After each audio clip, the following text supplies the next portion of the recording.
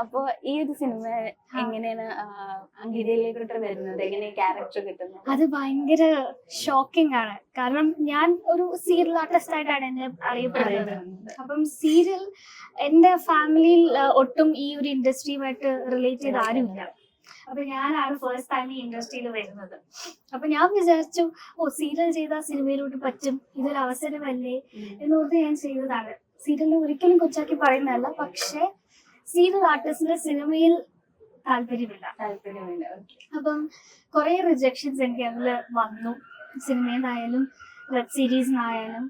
Serial artist ആണോ, വേണ്ട.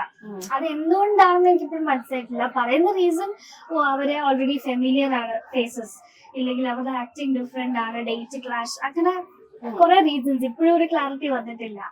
അപ്പം ആ ഒരാള് അല്ലെങ്കിൽ ഞാൻ ആ സീരിയലിനെ ഇപ്പൊ ഒന്ന് ബ്രേക്ക് ചെയ്ത് നിർത്തിയിട്ടാണ് ഇപ്പൊ സിനിമ എന്ന് പറഞ്ഞ് വന്നത്.